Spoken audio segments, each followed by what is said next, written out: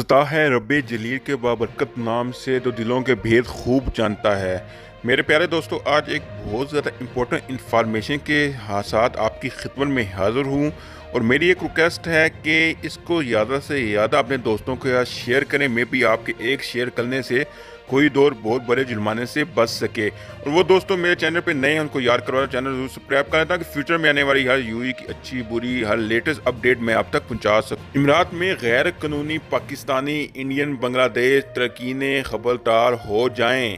17 नवंबर तक अपना स्टेटस तब्दील करवाएं वरना भारी जुर्माने होंगे। टाटा अरब अमीरात की हुकूमत की जानब से ऐसे एक्सपायर वीज़ा होल्डर को मुख्तर के लिए इमरजेंसी स्कीम दी गई थी जिनके वीज़ा 1 मार्च से कबल एक्सपायर हो गए थे।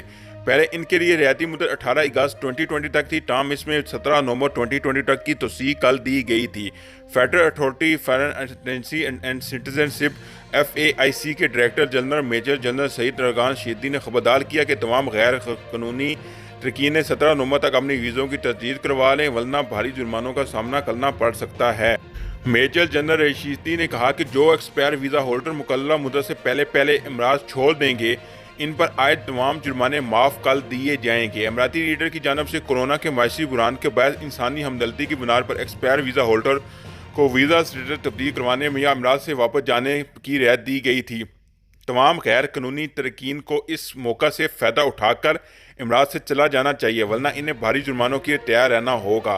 एक्सपायर वीज़ा होल्डर के लिए ये एमनेस्टी स्कीम इन तमाम गैर मुल्कियों के लिए है तो विजिट टूरिस्ट या रियासी वीज़ा पर इमरात आए थे, इनके वीज़ा 1 मार्च 2020 से कबल ही एक्सपायर हो गए थे। तमाम वो विजिट टूरिस्ट वीज़ा जो होल्डर जिनके वीज़ा 1 मार्च से कबल एक्सपायर हुए थे या वो गैर मुल्की जिनकी मुलाजमें 1 मार्च के बाद ख़त्म हुई थी, इनके वीज़ा मंसूख हो चुके हैं, इनके लिए ये रियायत दस्तयाब नहीं।